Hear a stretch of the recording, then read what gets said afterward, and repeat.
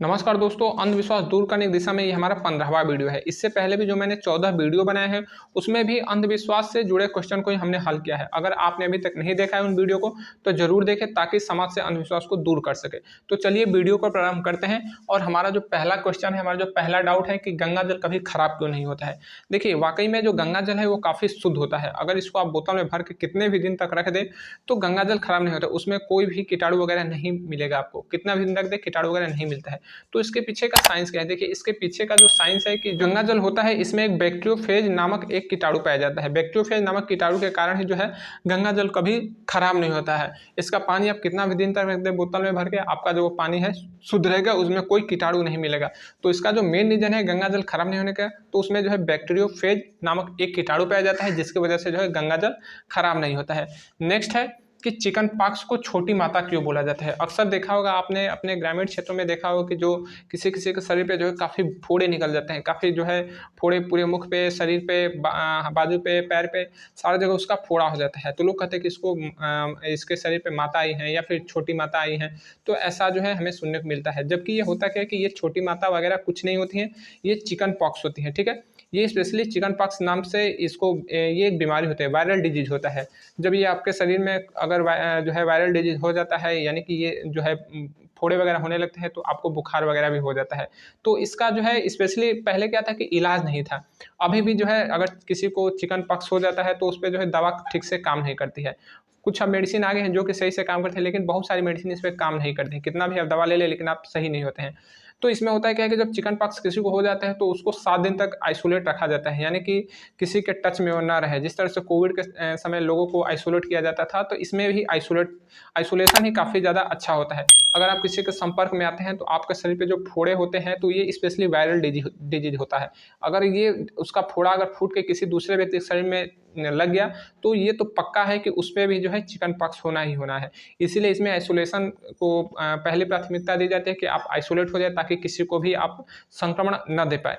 तो इसमें जो है इलाज यही है कि आप जो है कोई किसी भी अगर कोई अच्छा डॉक्टर है जो कि स्पेशली चर्म रोग से विशेषज्ञ है, तो उनसे सलाह तुरंत लें और जो दवा देते हैं उसको दवा करें। अगर आपको दवा उचित नहीं मिल रही है, अगर आप ग्रामीण क्षेत्र में है, तो आप जो है 7 दिन तक आइसोलेट रहिए। 8वें 9वें दिन से ये खुद ही जो है चिकन पॉक्स खत्म हो जाती है। क्योंकि मैंने बहुत से लोगों को ऐसे देखा है जिनको चिकन पॉक्स हुआ था, लेकिन दवा काम नहीं की।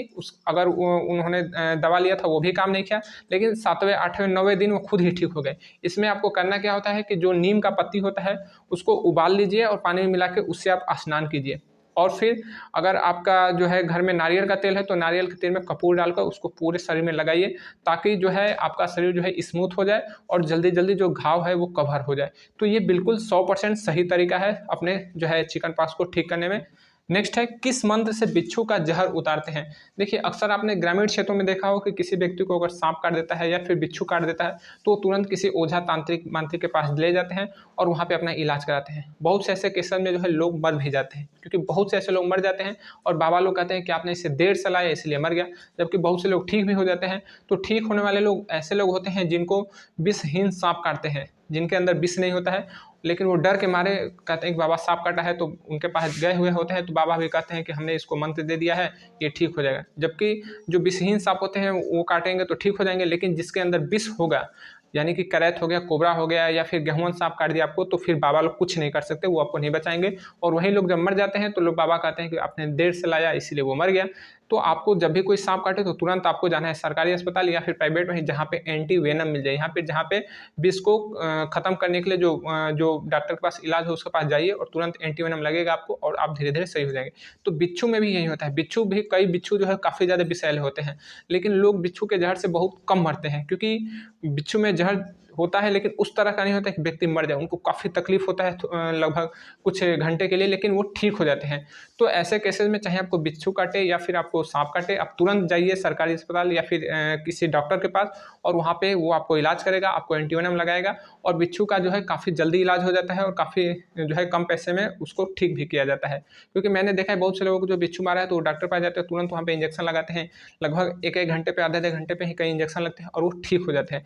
तो किसी भी मांत्रिक तांत्रिक बाबा के चक्कर में ना पड़िए, आप जाइए डॉक्टर के पास, वहाँ पे आपका संपूर्ण इलाज हो जाएगा।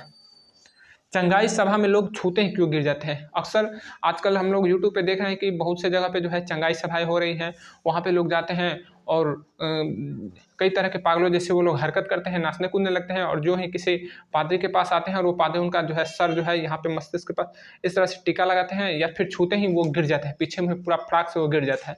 तो इसके पीछे का साइंस क्या है? देखिए होता क्या है कि बहुत से लोग ऐसे जो होते हैं, स्पेशली ये तो ढोंग करते हैं, 95% लोग ढोंग करते हैं, बाकी जो 5% लोग छूते ही गिर जाते हैं तो उनका जो है हैलुसिनेशन होता है, यानी कि उनका एक भ्रम होता है, माया भ्रम होता है। उनको लगता है कि नहीं अब तो हम इनके पास आए हैं तो ये हमको छू देंगे और हम गिर जाएंगे क्योंकि हमको भूत पकड़ा है या फिर हमको किसी ने प्रेत किया है, और वो फिर इस तरह से हरकत करने लगता है। जबकि ये केवल 5 से मतलब 2 से 4% ही होता है, बाकी जो 95% 96% जो लोग होते हैं वो केवल ढोंग करते हैं, उनको पैसा दिया गया रहता है। कोई भी जो है ईसाई जो चर्च है वो भी इसको मान्यता नहीं देते, वो भी कहते हैं कि ये सब ढोंग है। लेकिन यूट्यूब पे इसका इतना ज़्यादा प्रचार प्रसार हो रहा है, बहुत से लोग इसमें जुड़े हुए हैं जो कि केवल पैसे के लालच से इससे जुड़े हुए हैं, बाकी इसमें कोई चमत्कार नहीं है। चंगाई सभा में लोग कहते हैं कि वहाँ पे लंगड़ा जो है दौड़ने लगता है, गूंगा जो है बोलने लगता है, अंधा दिखने लगता है, बहरा जो है सुनने लगता है, जबकि ये 100% सही नहीं है, ये 100% गलत है, बिल्कुल 100% गलत है। ऐसा आज तक किसी भी कोई भी व्यक्ति ऐसा नहीं है जो कि चमत्कार कर सकते। दुनिया में चमत्कार नाम की कोई चीज़ ही नहीं है। अगर जो ऐसा करता है समझिए वो झूठ बोल रहा है, आपको ठग रहा है, जो आपको ठग रहा है। ये सब चमत्कार जो है झूठे हैं, और जो लोग कहते हैं कि चंगाई से हम लोग दौड़ने लगते हैं, ये समझिए कि वो लोगों को उल्लू बना है, और सरकार को इस पर एक्शन लेना चाहिए। लेकिन सरकार जो है अपने वोट बैंक के चक्कर में ऐसे लोगों पर कार्रवाई नहीं करती, बल्कि उनके चरणों में जाके नतमस्तक हो जाती है। अगला है कि मृतक के मुख में स्वर्ण क्यों रखा जाता है? मृतक के मुख में स्वर्ण क्यों रखा जाता है? अक्सर आपने देखा हो कि जो हमारे गांव में या फिर हमारे घर में कोई व्यक्ति अगर कोई गुजर जाता है तो उसका जब अंतिम संस्कार होने लगता है तो उसके मुख में जो है एक सोने का छोटा टुकड़ा रखा जाता है, चाहे वो सोने का गहना ही हो, लेकिन छोटा सोने का टुकड़ा हो या छोटा गहना हो वो रख दिया जाता है। तो इसके पीछे का लॉजिक क्या है? देखिए इसके पीछे का लॉजिक कुछ नहीं, इसमें कोई साइंस नहीं, ये केवल एक धार्मिक मान्यता है। लोग इसको सदियों से करते आ रहे हैं तो इसको निभाया जा रहा है। हो सकता है इसमें जो स्वर्ण व्यापारी हो उनकी ये चाल हो, या फिर लोगों का केवल अंधविश्वास हो। आपने जो है अगर पंडित वगैरह से अगर पूछते हैं तो वो कहते हैं कि इस अगर मुख में सोने का टुकड़ा रख दिया जाता है तो इससे जो है व्यक्ति को मोक्ष की प्राप्ति हो जाती है। ऐसा कोई जो है ये तार्किक नहीं है, इससे कुछ मोक्ष वगैरह की प्राप्ति नहीं होती है। मुख में सोना का टुकड़ा रखे या फिर मुख में जो है कोई भी वस्तु रख दे, उसको मोक्ष की प्राप्ति नहीं होगी। अगर उसने जीवन में कुछ अच्छा कार्य नहीं किया है तो उसको मोक्ष की प्राप्ति नहीं होगी, जो उसने किया है उसका फल उसे जरूर भुगतना पड़ेगा। बाकी मुख में स्वर्ण रखने से पीछे कोई साइंस है या कुछ लॉजिक है? कुछ नहीं है, ये केवल अंधविश्वास है और टोटली अंधविश्वास है। तो मुझे उम्मीद है कि आपको मेरी ये छोटी सी जानकारी पसंद आई है। अगर पसंद आई है तो फिर लोगों को भी शेयर जरूर करें ताकि उनको भी सही ज्ञान मिल सके। मिलेंगे अगले वीडियो में, तब तक के लिए जय हिंद।